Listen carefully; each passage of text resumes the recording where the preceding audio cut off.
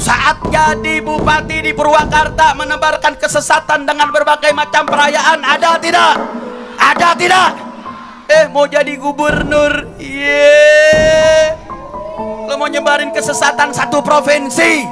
Saya mau tanya, kalau yang kayak begini biarin apa lawan? Biarkan atau lawan? Saya mau tanya, warga Jawa Barat rela tidak gubernurnya suka kesesatan? Rela atau tidak? Kemusyrikan dianggap sebagai kebudayaan, kemusyrikan dianggap bagian daripada peninggalan leluhur. Mereka akan mengemas berbagai macam apa-apa yang merusak daripada keimanan umat dengan dasar kearifan lokal, dengan dasar ini adalah peninggalan leluhur sejarah yang ada di wilayah masing-masing. Assalamualaikum warahmatullahi wabarakatuh. Saudara-saudari dan sedulur semuanya, tersebut tadi adalah contoh ustadz yang bodoh, ustadz tekstual, ustadz yang tidak memahami inti persoalan. Bahwa segala sesuatu itu ada yang zahir dan ada yang batin. Tetapi ustadz yang tadi nampaknya hanya terfokus pada yang zahir sehingga tidak memahami makna yang batin.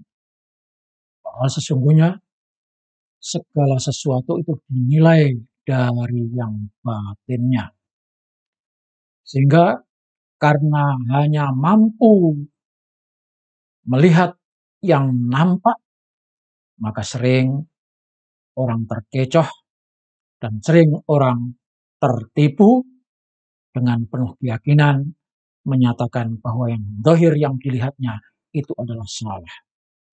Tidak usah jauh-jauh saja. Misalnya, kepada orang itu ditunjukkan 2 tepung yang berwarna putih. 1 garam, 1 gula, dan 1 kapur. Maksudnya adalah kapur gamping yang dulu dipakai untuk pembangunan, membantu mengiritkan semen. 3 macam tadi warnanya putih, dari jauh tidak terlihat secara detail. Tetapi karena yang dipahami oleh orang tersebut taunya hanya gula, maka yang putih tadi dianggap semuanya sebagai gula. Padahal ketika dijilat satu dengan yang lainnya, 1 sebagai garam, 1 sebagai gula, dan 1 sebagai gamping. Maka agama itu adalah dirasa, agama itu adalah di batin. Sehingga ustadz-ustadz seperti contoh tersebut biasanya adalah kelompok dari Wahabi. Mereka mudah sekali menyalahkan orang. Dalam hal ini Kang Deddy Mulyadi disyirik-syirikan. Padahal syirik pekerjaan hati tidak satupun orang yang tahu. Maka demi menjelaskan alam semesta, bagaimana berhubungan dengan semesta alam, bagaimana berharmoni dengan alam semesta, budaya sangat diperlukan, tradisi sangat diperlukan, karena orang-orang lokal yang tahu alam, yang tahu bagaimana berhubungan dengan alam. Sehingga yang dilakukan bukanlah kesyirikan, tetapi semata-mata bagaimana berhubungan simbol-simbol alam semesta itu dilakukan dengan sebaik-baiknya, karena Allah Tuhan yang Maha Kuasa menyuruh dan memerintah kepada kita untuk berbuat baik kepada siapa saja, kepada apa saja, termasuk alam semesta. Karena sesungguhnya alam semesta itu bertasbih, cuma kita saja yang bodoh tidak memahami tasbihnya. Sehingga segala sesuatu mempunyai energi karena bertasbih. Karena bertasbih mempunyai energi, maka energi itu harus disalurkan, harus dimanfaatkan sesuai dengan kehendak Allah Subhanahu wa Ta'ala. Itulah bangsa kita, leluhur kita memaknai bagaimana membuat simbol-simbol, melakukan sesaji. Dan kalau Anda mengikuti dengan seksama, menyadari bagaimana alam harus diperlakukan, bagaimana menjadi rahmat bagi alam semesta, maka mari kita dengarkan bagaimana Profesor Nazaruddin Umar, Menteri Agama, menjelaskan itu kepada kita, khususnya bagi faham Wahabi, faham-faham yang hanya mengutamakan lahiriah, tidak memahami batiniah. Kita dengarkan.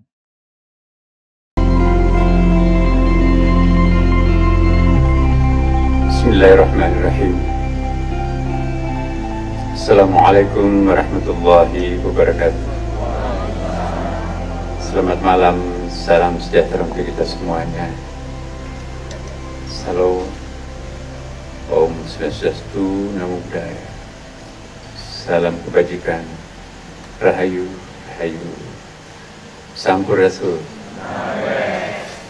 Malam ini betul-betul saya memimpikan akan saya alami, dan akhirnya terwujudlah janji adinda saya ya, sekian lama sebelum gubernur, ingin kita berjumpa dalam suatu pertemuan budaya seperti ini, dan akhirnya malam ini menjadi kenyataan. Alhamdulillah.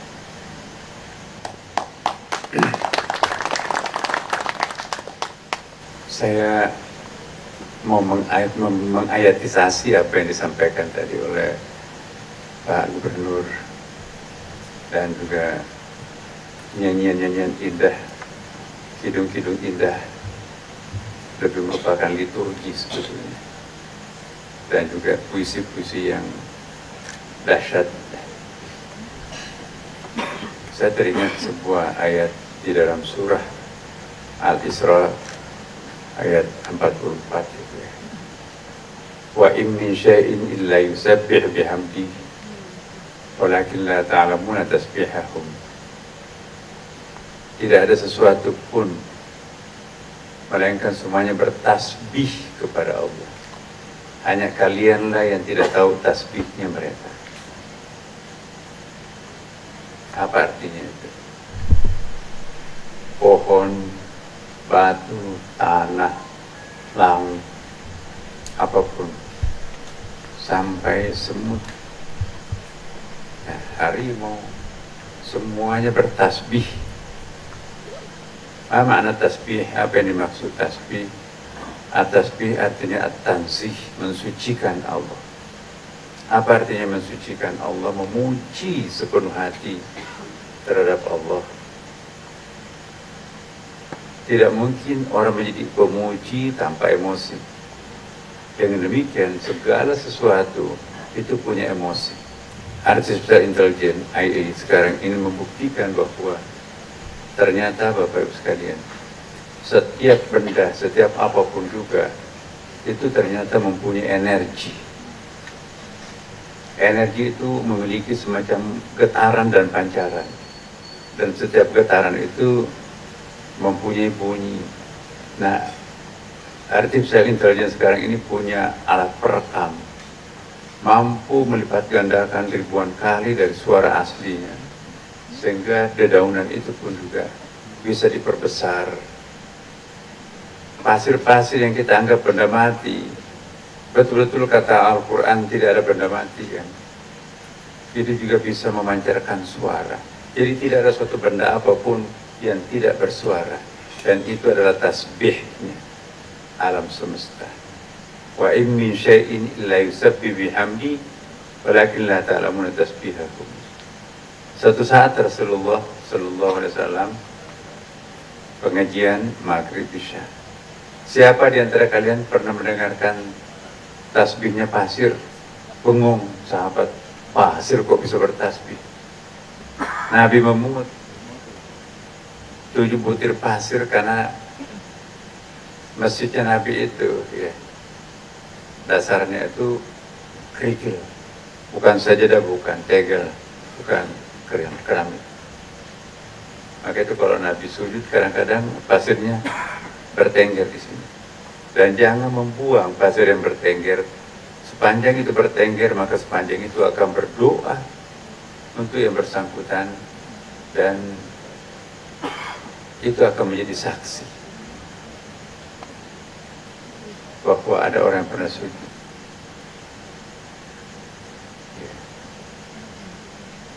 Setiap butir air wudhu itu dikawal oleh satu malaikat. Maka itu Imam Syafi'i melarang kita mengusap dengan handuk bekas air wudhu, karena air wudhu itu ngepel dosa-dosa yang pernah kita lakukan di masa lampau. Makanya itu di padang mahsyar nggak ada cahaya apapun, matahari sudah hilang. Jadi cahayanya itu adalah bekas wudhu. Yang tidak punya bekas wudhu itu nanti akan kegelapan mencari alamat pada masyarakat. Dia nggak bisa membedakan jurang dan bukit. Tidak ada satupun yang tidak bertasbih pada Tuhan. Mana tangannya Utsman bin Affan ini ya? Coba ini pasir, dengar. Nggak ada suaranya Rasulullah. Dempetkan ke telinganya. Oh iya, ada seperti suara lebah. Itu bukan suara lebah, itu tasbihnya pasir. Kasih kepada Abu Bakar. Oh iya ya. Kasih Ali. Oh iya ya. Terakhir Umar. Iya ya. Nah itu buktinya bahwa memang semuanya bertasbih. Jadi kita jangan memandang enteng alam semesta. Jangan menghina apalagi merusak. Terlalu banyak berkorban alam semesta ini untuk itu. 2 juta tahun yang lampau. Mulai dari Pithecanthropus sampai pada manusia Homo sapiens itu. Sampai kepada manusia tradisional. Mereka tenang, nyaman hidupnya. Tidak membutuhkan IT yang super canggih, tidak perlu laboratorium dan tidak perlu artificial intelligence. Hidupnya tenang, damai. Kenapa? Dia bersahabat dengan alam. Saya masih ingat di kampung saya di sana di Bone, Sulawesi Selatan. Tapi istri saya orang Sunda, Cirebon. Kuningan ya. Terus saya dulu pimpinan Fakultas Pertanian. Ada dengan pongah seorang alumni IPB, doktornya di Amerika. Wah ini kedelai Amerika, bijinya gede-gede. Ada petani, kebun jagungnya itu ya, mau dijadikan lahan perkebunan kebun praktek oleh Fakultas Pertanian Universitas Islam Makassar itu. Pak, ini kami akan tebang jagungnya, itu baru berumur 1,5 bulan, padahal sudah sampai di paha itu pohon jagungnya, ditebang semua.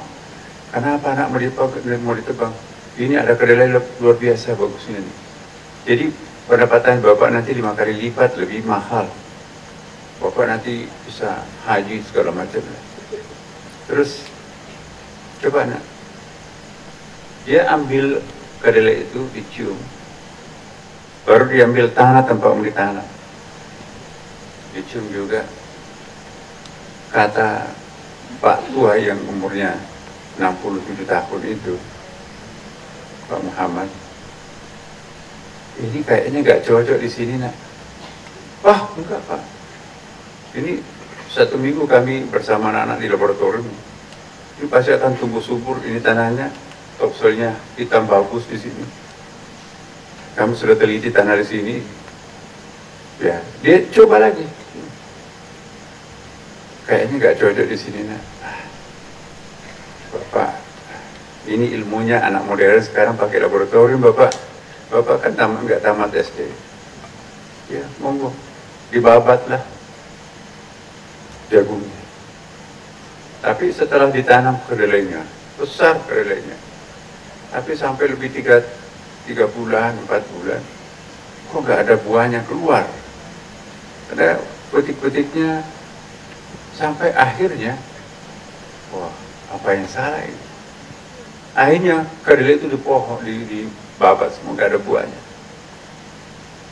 Jadi manusia tradisional yang bersahabat dengan alam, dia tidak membutuhkan biaya mahal sekolah di Amerika, ya. Dia hanya bersahabat dengan alam. Dia buka dirinya, jadi alam itu dia buka dirinya sendiri. Tapi kalau kepongahan teknologi canggih, insinyur segala macam dari mana asalnya, alam itu dia tutup dirinya. Bahkan dia kibulin kita kadang-kadang. Ramalan cuaca hari ini nggak ada hujan, banjir. Hari ini cuaca jelek, nggak ada apa-apa. Nah, jadi jangan memandang enteng masyarakat tradisional. Modal kehidupan mereka itu persahabatannya dengan alam semesta. Dia yang membuka rahasianya kepada orang yang mencinta dirinya. Tapi kalau kita seenak-enaknya memperlakukan alam ini sebagai objek, ya, lu siapa? Akhirnya apa yang terjadi? Iya. Angin yang tadinya berfungsi untuk melakukan penyerbukan perkawinan itu tiba-tiba menjadi angin puting beliung, menghancur luluhkan. Ya. Laut yang tadinya membawa kontainer ke Amerika kemana-mana melalui perahu, ya, tiba-tiba ngamuk, dia menjadi tsunami. Bukit gunung yang begitu indah, ya, tempat rekreasi, tiba-tiba longsor mematikan semua penduduk setempat. Kita sudah diperingatkan oleh Al-Quran bahwa dhahara al-fasad fil barri wal bahri bima kasabat dinas. Ya, telah kerusakan, telah tampak kerusakan di daratan dan di lautan itu tangan-tangan jahilnya manusia.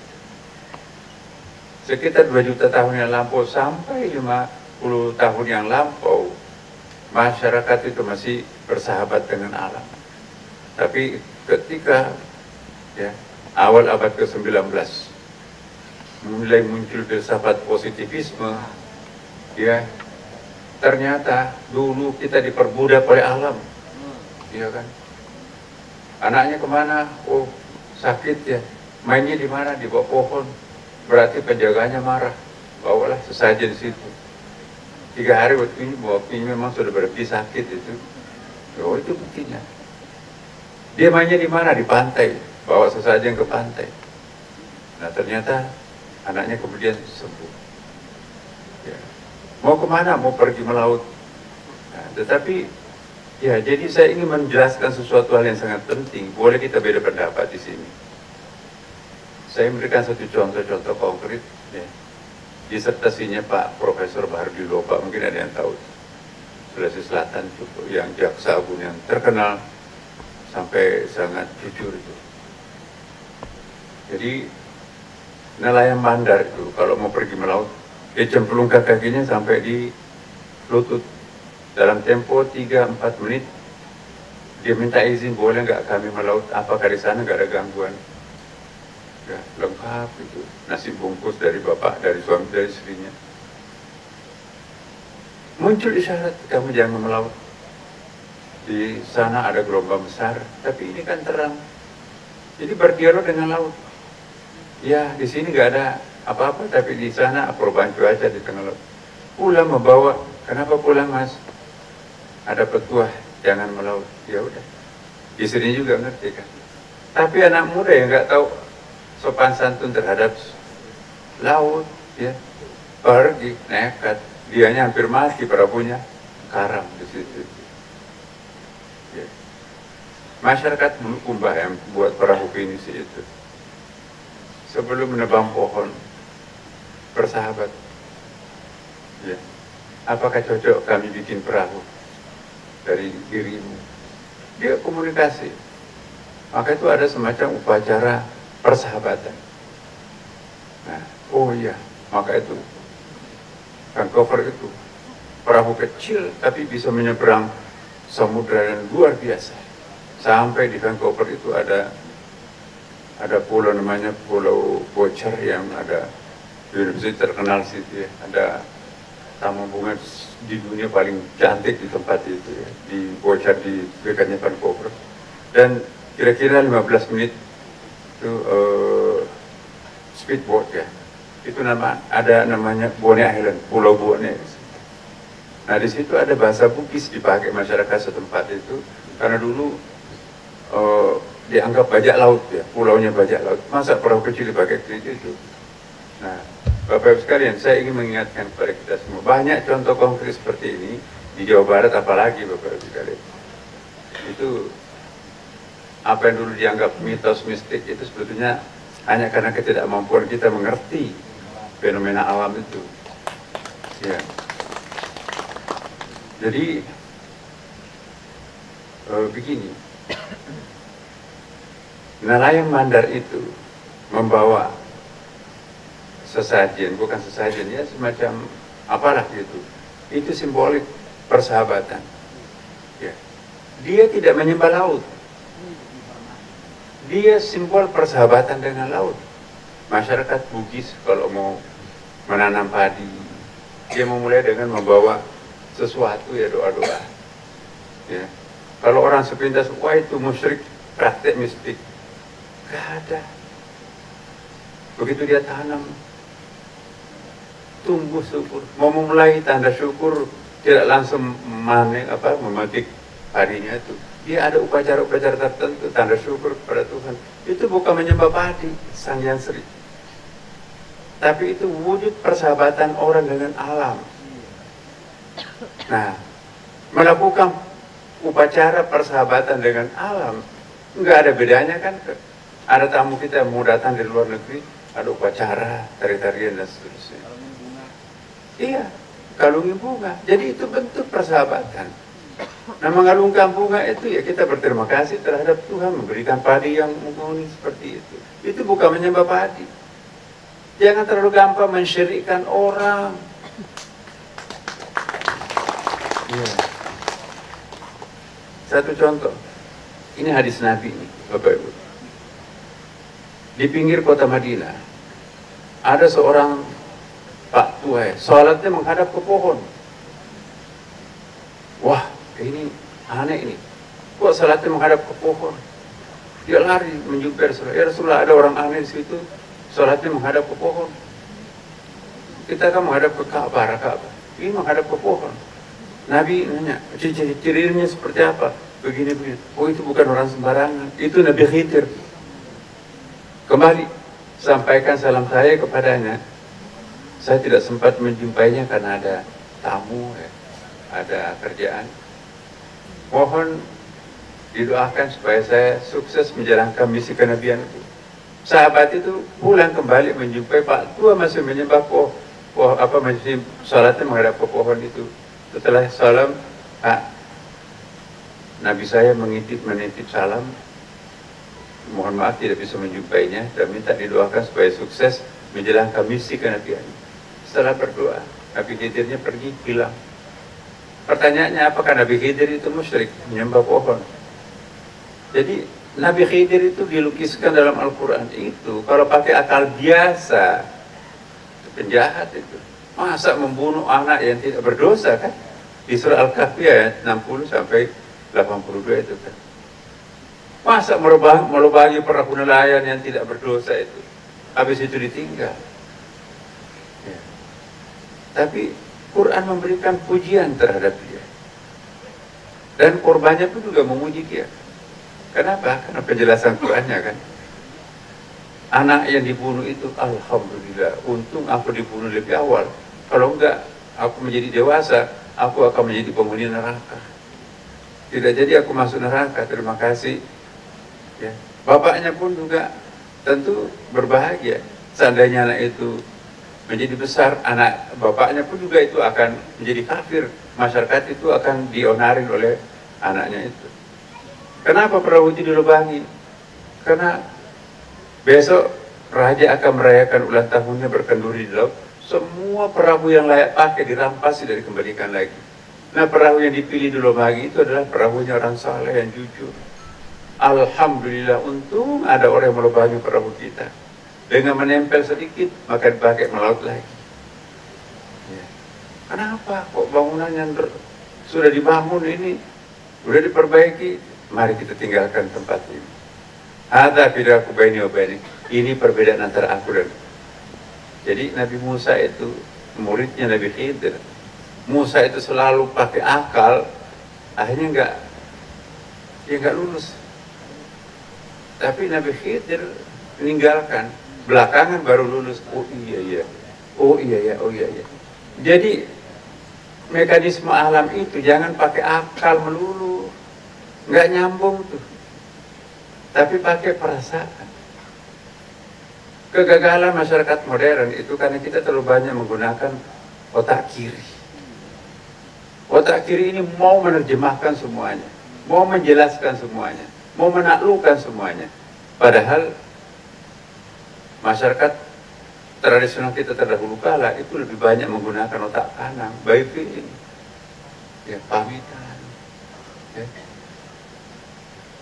Apakah berkomunikasi dengan benda-benda mati itu menyembah berhala atau musyrik? No. Nabi sebagai contoh kita, teladan kita kan, cangkirnya dikasih nama, sisirnya dikasih nama, itu ada hadisnya. Cerminnya dikasih nama, ya, pedangnya dikasih nama, baju besinya dikasih nama, ya. Kendaraan dinasnya Rasulullah, unta, kasih nama.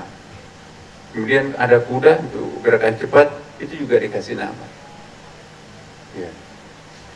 Semua dikasih nama. Dan dia panggil. Nabi tidak suka ganti-ganti cangkir, ya. Nabi tidak suka ganti-ganti perabotan. Tidak kayak kita kan, tetangganya ganti perabotan, ganti juga. Jadi apa yang membahagiakan kita ya terima. Nah inilah Nabi. Karena Nabi begitu punya persahabatan dengan alam, alam pun juga respect terhadapnya. Coba hadis Nabi lagi. Nabi kalau di padang pasir mau buang air, ya, itu salah satu mukjizat Nabi. Berkerumun pepohonan itu melindungi diri. Itu salah satu mukjizat Nabi. Sehingga tidak kelihatan dia membuka pakaian. Setelah Nabi buang hajat, kembali pepohonan itu ke tempatnya masing-masing. Kenapa? Karena Nabi itu mencintai pepohonan. Ya. Nasihatnya Nabi kepada panglima angkatan perannya, pada para prajuritnya, besok kalian pergi berperang, saya pesan 3 hal. Jangan merusak tanaman, mematahkan ranting, apalagi membakar pohon. Jangan mengganggu anak-anak dan perempuan. Itu kan non-militer. Dan yang ketiga, jangan mengganggu laki-laki dan perempuan yang sudah pensiunan, yang uzur. Ya, enggak punya kekuatan militer lagi kan. Ya. Jadi kalau Anda melakukan pembunuhan terhadap orang itu dan perusakan terhadap alam, itu Anda melanggar. Luar biasa. Jadi itulah Nabi. Bersahabat dengan alam. Suatu saat Nabi menggunakan mimbar. Mimbarnya itu masih terbuat dari batang kurma, pelapa kurma. Sudah kumuh. Ada 2 perempuan, ibu-ibu. Ya Rasulullah, boleh nggak kami usul? Boleh, apa usulannya? Boleh nggak kami menggantikan mimbarnya Nabi yang masa seperti kumuh begini ini? Batang kurma, pelapa kurma. Umat Islam sudah besar. Kebetulan budak saya itu tukang kayu. Boleh, kata Rasulullah. Menjelang salat Jumat, Bapak Ibu, digendonglah 2 orang budak hitam, budaknya si perempuan tadi, di masjidnya Nabi. Nabi menjemput kreasi-kreasi umatnya itu, dia sendiri. Ayo sahabat, mari bongkar mimbar tua ini. Menjelang salat Jumat itu. Nah, terus karena di sini sudah safnya sudah penuh, taruh aja di sini, dionggok ke situ. Pasanglah mimbar yang terbuat dari kayu, bagus sekali. Alangkah kagetnya para jamaah sahabat Nabi. Ada suara isak tangis di bekas mimbar yang dionggok itu. Nabi berdiri, kalian kaget kan? Iya Rasulullah. Ada seperti suara anak kecil menangis, tapi nggak ada orang. Yang menangis itu adalah bekas mimbar. Masih ingin aku duduki untuk menyampaikan khutbah, tetapi harus diganti oleh mimbar yang baru. Nabi pergi menghampiri, wahai sahabatku, ya, mau nggak engkau aku tanam kembali di pinggir kali atas izin Allah kamu punya mujizat Nabi kan, kamu akan hidup kembali, atau engkau akan nanti memberi makan kepada para penghuni surga? Mungkin jawabannya bisik-bisik. Sahabat yang berdiri tadi bertanya, apa jawabannya Rasulullah? Dia lebih memilih untuk memberi makan kepada para penghuni surga. Setelah sholat Jumat, sahabat yang bertanya tadi menggendong bekas mimbar itu pulang ke rumahnya. Ini bukan mimbar biasa. Ini bisa berkomunikasi langsung dengan Nabi. Ini menangis, dan ini penghuni surga. Di depan Nabi dia mengonggok, dia menggendong bekas mimbar itu pergi ke rumahnya. Dalam hadis Nabi itu disebutkan, nanti dibuang setelah betul-betul itu hancur. Ya, jadi ini pertanda Bapak Ibu bahwa memelihara barang antik itu bukan bid'ah. Ya. Sekarang kan kita, wah itu bid'ah. Ya. Contohnya, kalau orang terlalu tekstual, ngapain ada ini, nanti disuruh roh nyawa. Ada historical backgroundnya. Kenapa Nabi melarang kita membuat gambar apalagi patung pada masa ini? Dulu patung memang disembah, tapi kita kan memasang di sini adalah untuk memperhalus budi pekerti kita. Ini kan seni. Orang yang tidak punya rasa seni, hatinya kasar, hatinya keras. Jadi seni itu adalah untuk melembutkan jiwa. Maka itu dalam kitab Ihya Ulumuddin itu ada satu bab khusus tentang seni. Ya, kesimpulannya apa? Orang yang tidak memiliki rasa seni itu hatinya kering. Padahal tujuan kita beragama supaya hatinya lembab, hatinya basah.